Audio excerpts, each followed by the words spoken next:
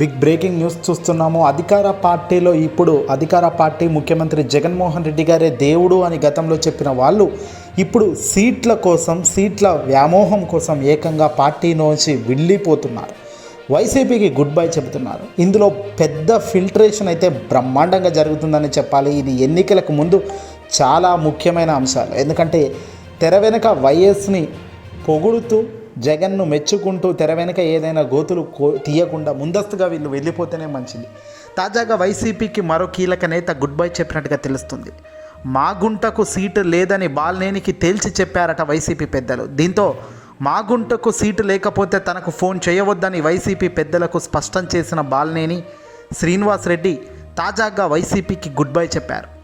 ఎట్టకేలకు వైసీపీకి Balineni Srinivasa Reddy good bye చెప్పారు. అనేక సందర్భాల్లో జగన్ ఇతన్ని పిలవడం, బుజ్జగించడం, పంపించడం ఇది క్రమంగా జరుగుతూనే వస్తున్నప్పటికీ ఇక ఈసారి మాత్రం అసలు ఈయనకు ఏమైనా చేసుకో అని వదిలేశారు. దీంతో బాలినేని శ్రీనివాసరెడ్డి పార్టీకి గుడ్ బై చెప్పినట్టుగా తెలుస్తుంది.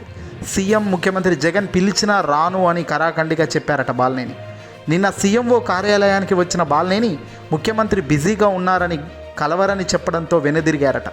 ఈరోజు బాలినేనికి సీఎంఓ నుంచి కబురు, సీఎంఓలో మాగుంటి అంశాన్ని తేల్చి చెప్పిన వైసీపీ పెద్దలు. దీంతో ఇక నెల్లూరు, ఒంగోలు కొత్త ఇన్ఛార్జిగా చెవిరెడ్డి భాస్కర్ రెడ్డిని నియమిస్తూ బాలినేనికి స్పష్టంగా వైసీపీ పెద్దలు గట్టి షాక్ ఇవ్వడం జరిగింది.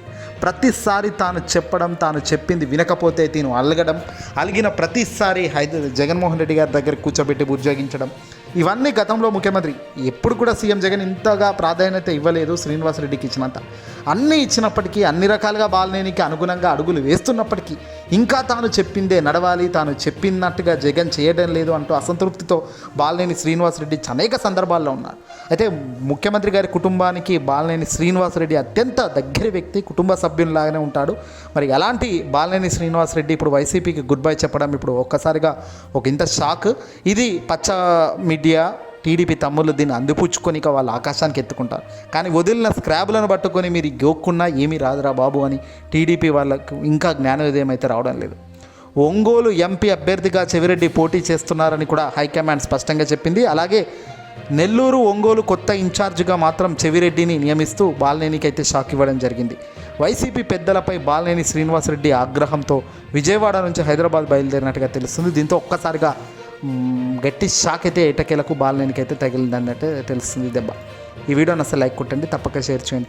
పార్టీలో ఉన్నా లేకున్నా పార్టీని నమ్ముకున్న వాళ్ళు, పార్టీలో అక్కడ గ్రాఫ్ బాగున్న వాళ్ళకు మాత్రమే ఇన్ఛార్జ్ పదవులు ఇస్తానని గతంలోనే జగన్ చెప్పారు.